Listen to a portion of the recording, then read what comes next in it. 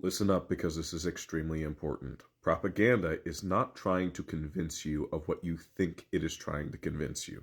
Most people see propaganda and they think its objective is to get you to believe in the position that it is espousing. For example, let's take all of those anti abortion billboards that we see everywhere. You know, the ones with little pictures of babies, and they say, oh, well, the heartbeat can be detected at X amount of days. Most people see that and think, oh, that billboard is trying to get me to think that abortion is bad. But that's not the billboard's objective. Most of us are actually pro choice, and most of us look at those billboards and think, wow, that's gross and dumb. I wish that billboard didn't exist. And a lot of us stop thinking about it right then and there. We say, haha, they put up a billboard that's dumb and ineffective, and therefore they wasted their money.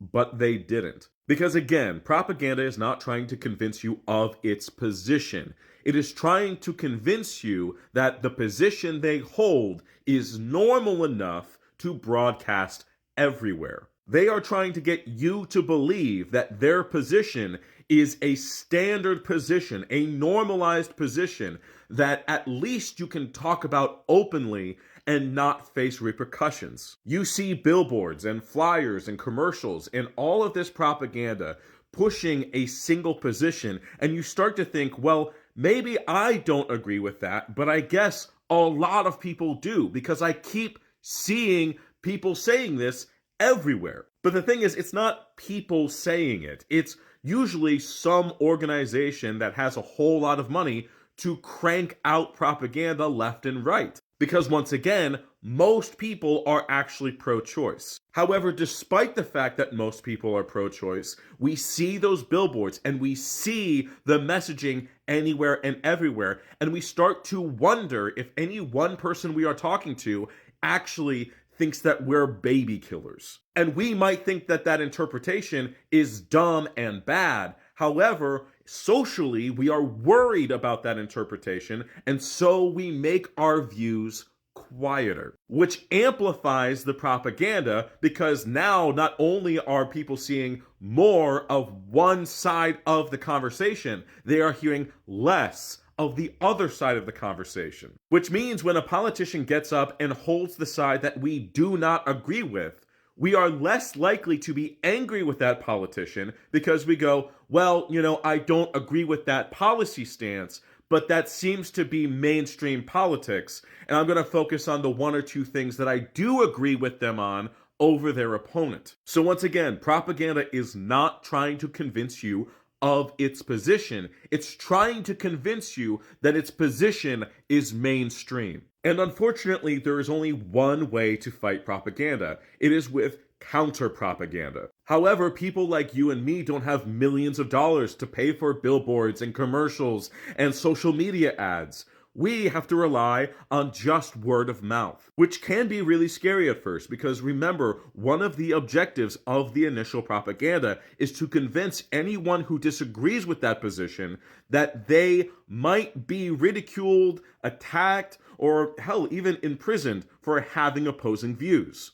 But once enough people are loud enough and frequent enough with the opposition messaging, the initial propaganda starts to fall apart. We saw this with Palestine. We saw that as we started to become louder and start to push out what was actually happening on the ground more and more and more, Israel's propaganda, which had been dominant across the entire globe since its inception, started to crumble. Which also explains why it was Israel's response to just push out more and more lies. They were trying to recapture the majority of the propaganda out there. They knew that after we saw the rotting corpses of premature babies in a hospital, that they were never going to reconvince us of their superiority. However, they did believe and still do believe that they can shame us back into silence by making it seem like they are still the majority position, that they are a mainstream position to have. But it's not working because we, the people, are continuing to speak up. We are continuing to make sure that we are each individually part of a people's propaganda machine. And we could apply this to basically any issue. We can apply it to reproductive care. We can negate all those dumb billboards if we are our own billboards within our communities, consistently speaking up when and where we can. But we can think even bigger than that. We can re-seize our governmental systems for the people if we start speaking up about the fact that that is what we all want to have happen. Revolution is quickly becoming the majority position in people's hearts, but people will not act and will not move if they continue to feel like they might not be mainstream. So if you're sitting there reading all of these Epstein files and thinking, oh my God, how do we get all of these powerful people out of here?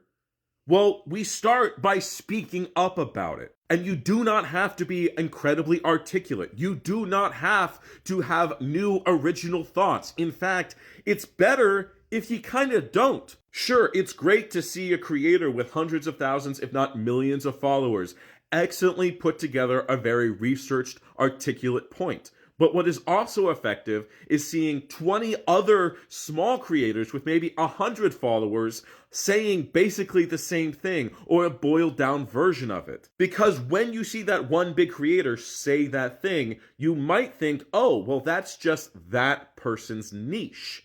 But when you see 20 other average people also agreeing with that position, you go, oh, this is a movement. This is something that the people are behind. Maybe I need to get behind it too. All of that is to say, speak the fuck up. Anywhere and everywhere you can, speak the fuck up. If you do not use your voice, they will use it against you.